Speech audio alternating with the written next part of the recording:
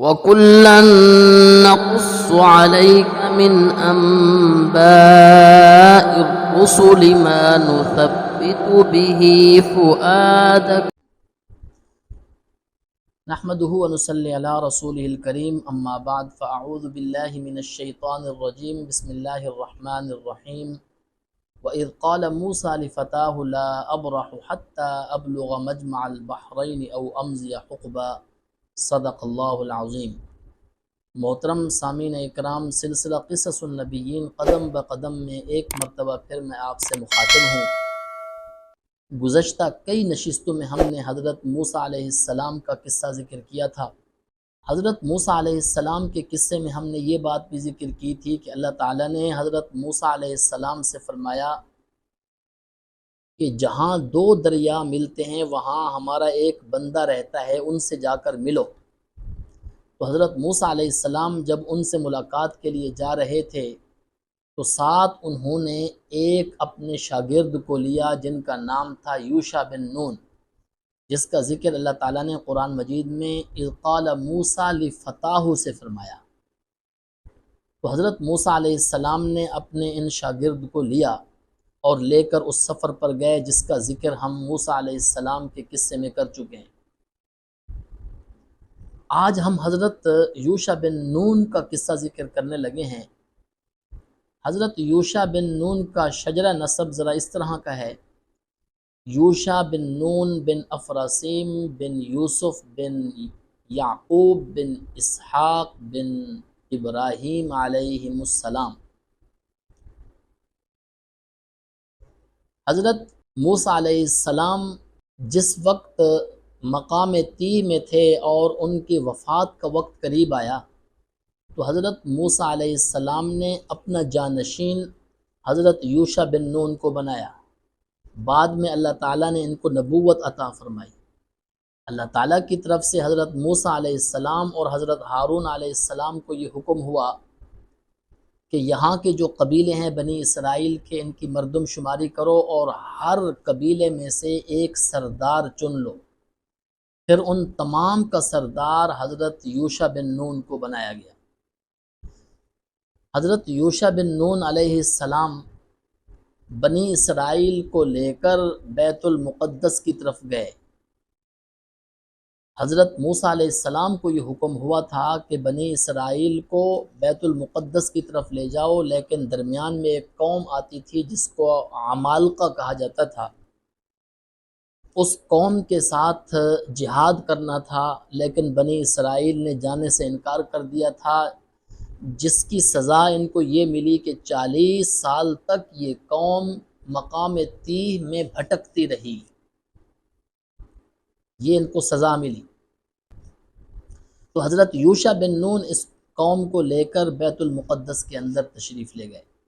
تو جب یہ جا رہے تھے تو درمیان میں ایک علاقہ آتا تھا جس کو اریحہ کہا جاتا تھا۔ تو اس علاقے کے اندر جب یہ لشکر داخل ہوا تو وہ علاقہ فتح نہیں ہو رہا تھا۔ تو حضرت یوشع بن نون نے اللہ تعالیٰ کا نام بلند کیا، نعرہ تکبیر بلند کیا، جس سے اس کی فصیل ٹوٹ گئی۔ پھر وہ علاقہ فتح ہوا اور بہت زیادہ مال غنیمت ان کو حاصل ہوا۔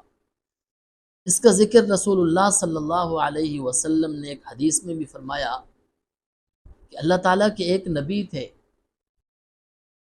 جب وہ جہاد کے لیے جا رہے تھے تو انہوں نے اپنی قوم سے یہ کہا کہ میرے ساتھ وہ آدمی بھی نہ جائے جس کی نئی نئی شادی ہوئی ہے، میرے ساتھ وہ آدمی بھی نہ جائے جس نے عمارت بنائی ہے اور اس کی چھت ابھی تک نہیں ڈالی، میرے ساتھ وہ آدمی بھی نہ جائے جس کی بکریاں اور جس کی اونٹنی حاملہ ہیں اور وہ بچہ دینے والی ہیں۔ تو باقی لشکر کو لے کر وہ نبی جب اس علاقے میں گئے تو سورج غروب ہو رہا تھا۔ اللہ کے اس پیغمبر نے سورج سے مخاطب ہو کر کہا کہ تو بھی اللہ کے حکم کا پابند ہے اور میں بھی اللہ کے حکم کا پابند ہوں، لہٰذا میں نے تیرے غروب ہونے سے پہلے اس علاقے کو فتح کرنا ہے، تو اپنی جگہ ٹھہر جا۔ تو وہ سورج اپنی جگہ ٹھہر گیا تو انہوں نے اس علاقے کو فتح کیا، بہت زیادہ مال غنیمت آیا۔ تو بنی اسرائیل کے لیے یہ حکم تھا کہ مال غنیمت کو تم استعمال تو نہیں کر سکتے، البتہ کسی جگہ کے اوپر رکھنا ہوتا تھا، کسی پہاڑ پر، جس سے اوپر سے آگ آتی تھی وہ جلا جاتی تھی، جو اس بات کی علامت ہوتی تھی کہ یہ مال غنیمت قبول ہو گیا۔ تو حضرت یوشع بن نون علیہ السلام نے جب وہ مال غنیمت سارا اکٹھا کر کے ایک جگہ پہ رکھا تاکہ وہ آگ آ کر جلا جائے، لیکن آگ نے جلایا نہیں، جس سے اللہ کے پیغمبر یہ سمجھ گئے کہ اس کے اندر کوئی خیانت ہوئی ہے۔ اب انہوں نے اس خیانت کو تلاش کرنے کا طریقہ یہ اختیار فرمایا، اس لشکر کے جتنے لوگ بھی ہیں وہ سارے میرے ہاتھ پر بیعت کریں۔ تو سارے لوگ حضرت یوشع بن نون علیہ السلام کے ہاتھ پر بیعت کر رہے تھے۔ ایک آدمی آیا اور اس نے ہاتھ جب حضرت یوشع بن نون علیہ السلام کے ہاتھ کے درمیان میں دیا تو وہ ہاتھ ان کا اس ہاتھ کے ساتھ چمٹ گیا۔ انہوں نے فرمایا کہ تو نے خیانت کی ہے۔ اسی طرح دوسرا، اسی طرح تیسرا، 3 آدمی ایسے نکل آئے جنہوں نے خیانت کی تھی۔ فرمایا جاؤ، جا کر جو مال غنیمت تم نے چھپایا ہے وہ لے آؤ۔ تو یہ لوگ گئے کہ سر کے برابر سونا لے آئے۔ تو حضرت یوشع بن نون علیہ السلام نے وہ سونا لیا، اور اسی طرح دوسرا جو مال غنیمت تھا وہ سارا ایک جگہ رکھا، جس سے آگ آئی اور وہ جلا گئی۔ تو حضرت یوشع بن نون علیہ السلام جس وقت اس لشکر کو لے کر جا رہے تھے، یعنی بنی اسرائیل کو لے کر جا رہے تھے، تو ان کے ساتھ، بنی اسرائیل کے ساتھ ایک معاملہ یہ بھی پیش آیا کہ یہ جو قوم تھی، اس قوم کا ایک آدمی تھا جس کا نام بلعم بن بعور تھا، جس کا ذکر اللہ تعالیٰ نے قرآن مجید میں بھی فرمایا، وَاتْلُ عَلَيْهِمْ نَبَأَ الَّذِي آتَيْنَاهُ آيَاتِنَا۔ آپ تلاوت کیجئے اس آدمی کی بات جس کو ہم نے نشانی عطا کی تھی، فَانْسَلَخَ مِنْهَا، تو اس نے احکام کو پورا کرنے میں خلاف ورزی کی، فَأَتْبَعَهُ الشَّيْطَانُ، شیطان نے اس کا پیچھا کیا، فَكَانَ مِنَ الْغَاوِينَ، اور وہ گمراہ لوگوں میں سے ہو گیا۔ تو بہت سارے مفسرین نے کہا کہ اس سے مراد بلعم بن بعور ہے۔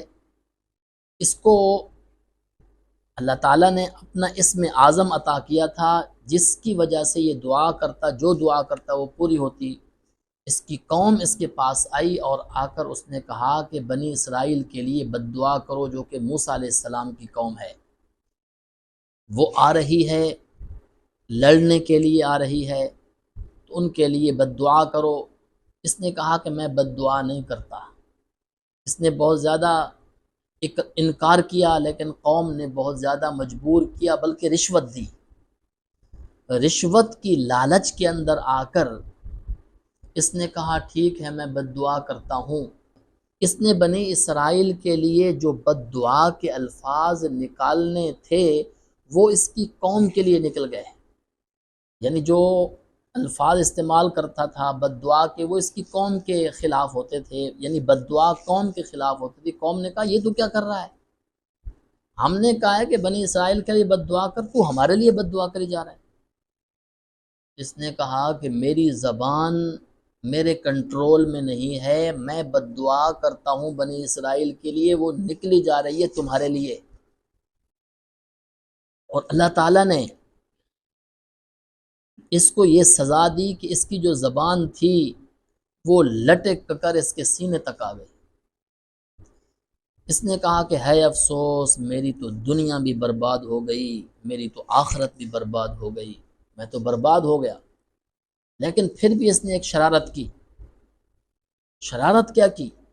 اس نے کہا میں تو چلو برباد ہو ہی گیا، میں تو بد دعا کر رہا تھا بنی اسرائیل کے لیے، لیکن میں تمہارے لیے بد دعا کر بیٹھا، میری تو زبان میرے کنٹرول میں نہیں رہی۔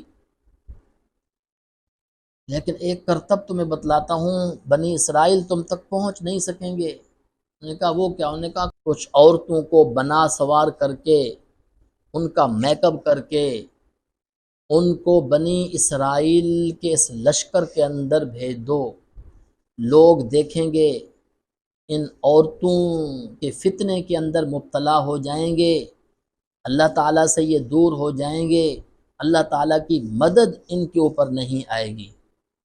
ایسا ہی ہوا، جب عورتیں بنی اسرائیل کے لشکر میں گئیں تو ایک آدمی ان عورتوں میں سے ایک عورت پر عاشق ہو گیا، اور وہ اس عورت کے ساتھ اس نے تعلقات قائم کر لیے، ناجائز تعلقات، جس کا نتیجہ یہ نکلا کہ اللہ تعالیٰ کی طرف سے مدد رک گئی، اور اللہ تعالیٰ کی طرف سے طاعون کی بیماری بنی اسرائیل پر مسلط کر دی گئی، جس کے اندر 70,000 بندے اس بیماری کے اندر مر گئے، اس طاعون کی بیماری کے اندر۔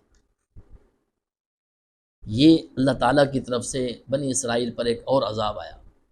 بعد میں بنی اسرائیل کے لوگوں نے اس آدمی کو اور اس عورت کو قتل کر دیا، اور اللہ تعالیٰ سے توبہ کی، جس سے پھر یہ طاعون کی بیماری ختم ہو گئی، اور پھر یہ لشکر وہاں سے چلا، اور یہ لشکر جو ہے وہ بیت المقدس کے اندر داخل ہوا۔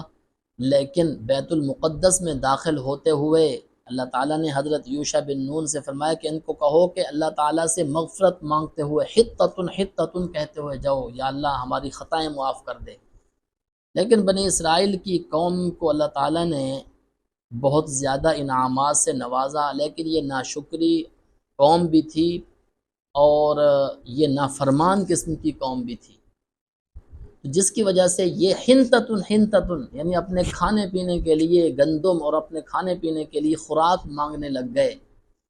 پھر اس کی وجہ سے بھی ان کے اوپر اللہ تعالیٰ کی طرف سے ناراضگی آئی، لیکن پھر بھی یہ قوم بیت المقدس کے اندر داخل ہو گئی، جو ان کا اصل مسکن تھا، جو ان کا اصل علاقہ تھا، یعنی فلسطین کا علاقہ تھا۔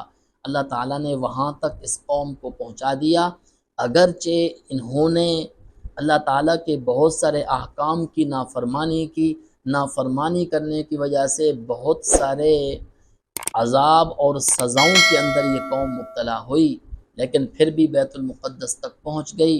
حضرت یوشع بن نون علیہ السلام ان میں رہے، 127 سال کی عمر میں حضرت یوشع بن نون علیہ السلام کی وفات ہوئی۔ وآخر دعوانا ان الحمد للہ رب العالمین۔ وَكُلًّا نَّقُصُّ عَلَيْكَ مِنْ أَنبَاءِ الرُّسُلِ مَا نُثَبِّتُ بِهِ فُؤَادَكَ